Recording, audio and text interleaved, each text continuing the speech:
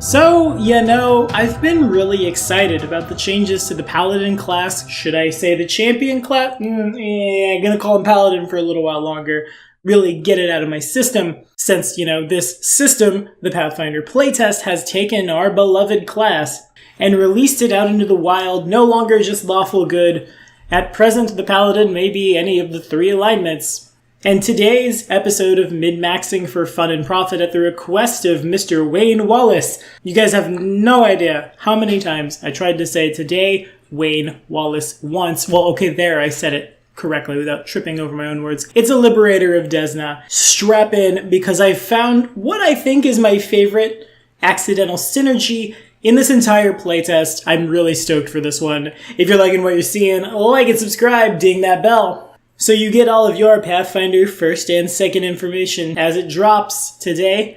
This episode of Min-Maxing for Fun and Profit was brought to you in part by Buffalo, or Jason from Wrath of the Righteous, or Jason from Tuesday Night 2E, because we started doing kind of a round-robin thing in our Tuesday night games, which I'm pretty stoked for, it turns out. Thank you for your support, man. Now, let us travel under the night sky. This video is another prime example of how both mechanics and flavor form a sort of awkward marriage in this playtest. Let us begin by just talking about Desna a little more. Actually, follow this card right up here if you don't know who Desna is. We'll give you the longer story, but Desna in the playtest is chaotic good. Her edicts are explore new places, express yourself through art and song, find what life has to offer and follow your dreams. Her anathema is to cause fear or despair, cast nightmare, or use similar dream-corrupting magic. And she's rolling in with the Star Knife, a weapon that makes no sense to me. I imagine you'd sooner cut your own wrist off. But does a lot of cool stuff, and was almost our weapon of choice in this video, though I need to be Paladin for a little more than 10 levels. Otherwise, a rogue that archetypes Paladin could have that Agile Star Knife doing dex the damage. Real tempting. Desna also allows neutral good and chaotic neutral worshippers could be a Redeemer of Desna. Has the domains of dreams, luck, moon, and travel. We will be using none of those domains today. We don't really need them. But it dawned on me that, well, narratively speaking, the first thing I think of when I think of Desna is I think the Varisians. I think the caravans running along the northern part of Pathfinder's setting, and I think a character that would want to move around in combat quite a bit, which of course is great given how the Liberator works. I will miss Retributive Strike. Retributive Strike's really good, but we don't have access to it. That's okay. We get Liberating Step, which triggers when an enemy attacks, grabs, or grapples one of your allies or a creature that's friendly to you. Both the enemy and the ally or friendly thing must be within 15 feet of you. You then, of course, as a reaction, give the thing resistance to all that damage equal to 2 plus your level. Then they can try to break free by, of course, attempting a new saving throw against whatever has them. And if it can move, it can step as a free action. So at first, my first thought was, again, rogue, go into paladin, always have your flank ready. That step's real nice if they're trying to move around. You can help position your allies for flanking and sneak attack, which seems really good. Also, not a lot of other classes get a lot of value out of that. Hooray, I moved 5 feet, unless I guess your GM's throwing too many black tentacles down, in which case, neato. Then, we took a look at Liberating Stride, a class feat at level 12. Frankly, the number one reason why we are not a rogue going into Paladin, we're a Paladin archetyping some other ways, because instead of taking a step, your ally can stride at half their speed, which is pretty neato for a lot of people who need to run away, or things with really fast move speed. Then it dawned on me that, well, what's an ally or friendly creature that you'll always be within 15 feet of that really likes moving? A horse. Then I realized that when someone shoots at my horse, I can use my reaction to A, protect an animal companion that's kind of, at least in the playtest, in my opinion, subpar, and then let the thing move at half its speed, which is wonderful for the horse archer who wants to stay out of combat. Whether that means you need to get away from some dudes that just popped out of invisibility, they swing, you react, you veer off. Maybe you're getting shot at and you'd like to move a little farther. Maybe you need to just barely outrun the monster chasing your horse. There's a lot of really sweet synergy here. Now, before we talk about our feats and stuff, there are a couple elephants in the room here. The first thing that comes to my mind is kind of obvious. Well, wait a minute, Tommy. This video assumes that the GM's gonna attack my horse. You said the horse was bad. Wait a minute, hold on. Okay, let me tell you why they will. Now, of course, I can't mind control your GM, but there are in existence both a fair reason, narratively and mechanically, to do so. Narratively speaking, we come into what I call the wolf fallacy. Yes, if my players are fighting things with intelligence scores capable of strategizing, known for ambushes, yada yada yada, they will do so. A wolf, even magical beasts, don't have that ability. They have the ability to hunt prey, they have the ability to defend themselves. They don't understand how bows work. They understand the big loud horse is hurting them or near them, yummy yummy bite it, right? It's kind of like swashbucklers in 1E. Sometimes your swashbuckler would run all about the threat ranges trying to provoke. A smart GM would be like, okay, I won't attack, haha. Again, the wolf does not know how to make that distinction, so too with a lot of other things you would fight. Secondly, there's a pretty good mechanical reason to have a horse in the playtest. We've talked about it before, I'm gonna bring it up one more time. Check out the work together of a horse. Your horse enhances your mounted charges until your next turn. While you're riding your horse, all your weapon strikes gain the benefits of the charge weapon trait. If it already had that, increase the additional damage by 1 per die. To bring it up once again, the charge weapon trait, which we see on the lance, our primary melee weapon probably, says that if you moved at least 10 feet on the action before the attack, add a circumstance bonus to damage equal to the number of damage dice for the weapon. Do you see how that can get out of hand really fast? Do you see how a +5 lance is suddenly adding +10 to damage for no reason? Except for the fact that you have a horse? Yeah, the horse is tacking on a lot of extra power, so yes, in a very metagamey kind of sense, the GM has a reason to target your horse, which means your reaction is not wasted. We will see that play. You will want to not only protect your horse with resistance, but get it to move around more. Hell, look at history. Look at the Mongols, look at mounted knights, everything in between. Kill the horse, the man behind the lance is doing a lot less damage. Final thing I want to say about this build is you may need to play a halfling instead of a human this time.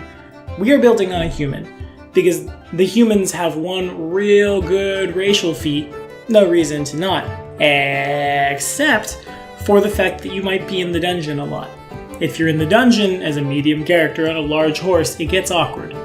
But a small character on a medium pony certainly does not. Our favorite analogy, get the barbarian to do all your carrying, though without an encumbrance table and magic items it gets awkward. To assume that Grognard can just lift the pony and carry it. Yeah, good, maybe happen in 1E, I'm not looking at the math right now.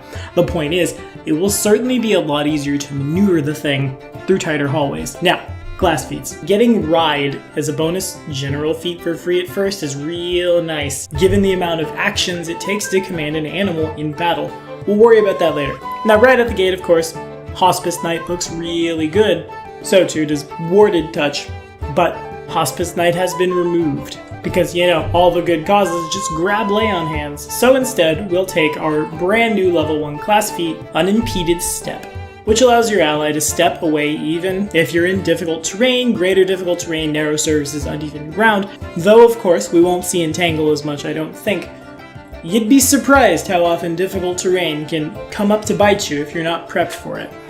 Everything from loose gravel in the urban adventure to avalanches in the not urban adventure, and all the way back again. This helps us stay, safe from that, to say nothing of if the rogue on the tightrope needs to step real quick. At level 2, of course, you saw it coming a mile off, we'll be taking the Fighter Dedication. The Fighter Dedication is really important because a lot of the staple martial feats that we would take in Legacy Pathfinder exist within the Fighter class. No better way to make that class good than to put them all right there. In addition, all of the good archery feats, because again, we're predominantly playing a skirmishy, sometimes spirited chargey, well, we don't have that feat, but you understand, sometimes running a lance through someone's chest, sometimes shooting at people. The best archery feats all exist within the fighter class. On that note, we'll grab our first fighter feat at level 4, That fighter feat, of course, is Power Attack. It has the open trait and costs 2 actions. Bear in mind, we will almost always be using 1 action to handle and command an animal in one. So this will always have the open trait if our turns are going the way we imagine them to. Get our horse to work together, couch the lance, run in. Power Attack requires us to make a melee strike. Doing so allows you to deal an extra weapon damage die. If you're at least a 10th level fighter, you deal 2. This counts as 2 attacks when accounting your multiple attack penalty, but that's fine, because we're only making the 1, and remember, that extra weapon damage die looks really good with the charge trait. When I built my horse archer, for the little bit of time I spent in Broken Universe at the IOPC, I built it kind of blindly. I wanted to play a ranger. I assumed the ranger would function kind of in the same way as it did in 1E, except with a much better feature than a favorite enemy, hunt target, love it. But if I had to do it all over again, I think I would be a fighter into Cavalier because, again, all the sweet feats are right here. The Paladin receives its Righteous ally at 3rd level. We, of course, will take the Steed ally, grabbing a horse. So at feat level 6, we'll take the Loyal Warhorse class feat, which I have to assume no longer has the Retributive Strike prerequisite, otherwise this whole video falls on its head, but I have to imagine that that's just a bit of an oversight, given that the archetype PDFs and update PDFs have been independent of the core. Fingers crossed.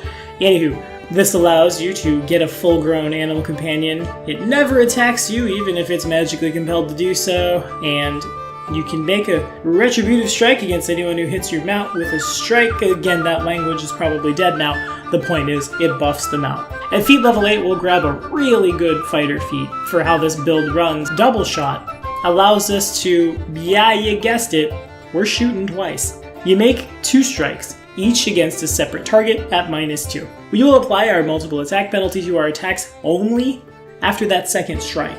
Or, for 2 actions, 2 attacks. This will get better soon, but it takes us a little while given that we're archetyping and can't access the feat right away.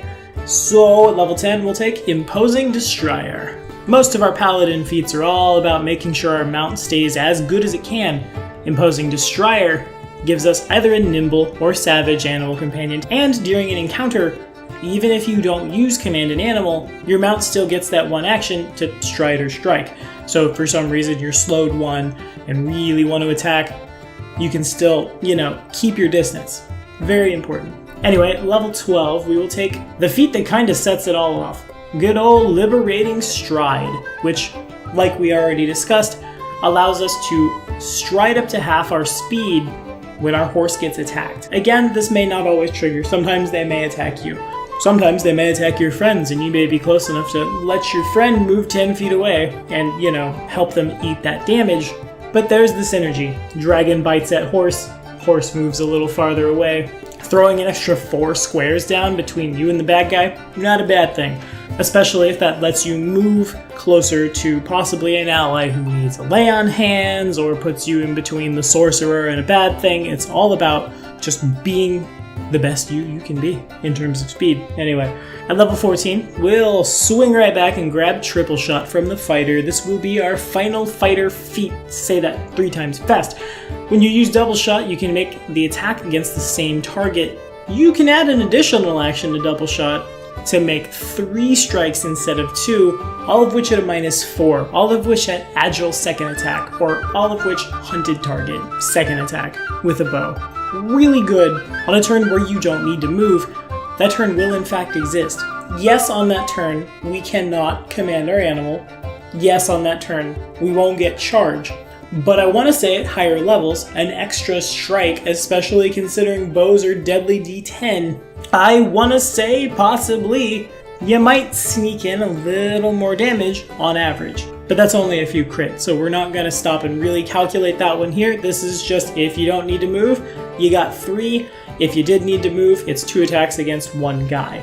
Of course, Double Shot says you have to target 2 different people. That's probably fine. I imagine in most encounters, there will be more than one thing to fight. Clean up the ads, clean up summons, and again, as we level to where the boss monsters will be, we are now able to attack 1 guy. Anywho, moving forward at level 16, it's Auspicious Mount. This, of course, turns your animal companion into a specialized animal companion and adds the Auspice, specialized companion exclusive to the paladin. That raises the religion of the animal companion, yeah right, to expert. It lets your animal companion speak celestial, and it increases its int by 2 and wisdom by 1. That's the modifier, not the score. So basically you've gone from a 2 intelligence horse to a 6 intelligence horse. Of course, your animal companion is marked by your deity's religious symbol and becomes a sacred creature, but that's almost as good as having a familiar. As long as you can speak Celestial, learn Celestial, Paladin. You already did, you're fine. Parking that in stables, parking it behind a tree, kind of depends on your setting, could allow the Paladin of all the classes to do a little bit of scouting before the battle begins. Or, if that's not your thing, Racer looks real good. A 50 move speed horse, definitely not a bad thing. Might help you get away from stuff, but hey, you know, if you get hit a bunch at level 18, this one's coming a little late. I'm not gonna lie. Wish we could have done it a little earlier. But Heal Mount at feat level 8 says that when you cast Lay on Hands on your mount, you can choose to restore hit points equal to 8 times spell level instead of the usual amount. Or, you know, a bunch. The animal companions are not the best in the playtest right now. In this one's humble opinion, they're less competitive. This helps us spend less resources on our horse, tagging it once, healing it to full, and then, you know, stabbing a guy in the face, right? Seems good. But it gets better. Our capstone, level 20, let's grab Celestial Mount. Dark Vision seems cool. Resistance 10 to acid and cold seems cool. But a fly speed of 50 if you became a racer, 40 otherwise. You know, lets you go up, up, up and away. And I really, and this is like the third time I'm recording this because it's kind of funny to me and I keep breaking down laughing, like the notion of the horse sprouting butterfly wings carrying you across the battlefield. In a game where you playing the mounted character in big open battlefields, of course this has, for the archer, all the implications of awesomeness. Fly up, shoot down, right? Need I say more? But of course, lots of things in tabletop role-playing games will fly away from you. Firing into your second range increment? Not a problem.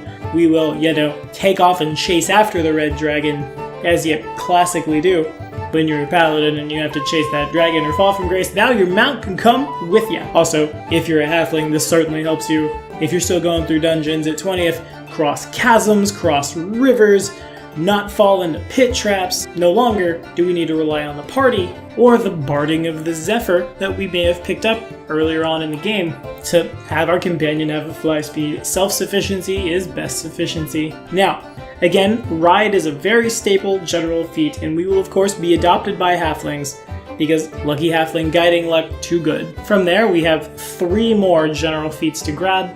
Lightning Reflexes helps our, reflex save. Alertness helps our perception check. Incredible Initiative helps us go first, get set up right away, kite things around on our horse. Now, as for our Ancestry feats, of course, we will, at level 1, we'll grab Skilled. Getting trained in 2 skills of your choice is really good in the proficiency-based system that won't add level pretty soon. Untrained is just a flat d20. This can help dig us out.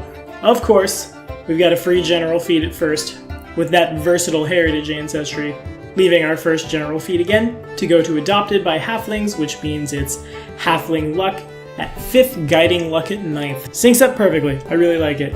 For the remaining 2 Ancestry feats, Distracting Shadows is still kind of hilarious with an intelligent mount that speaks Celestial, just kind of drop behind him and shh, don't tell anyone.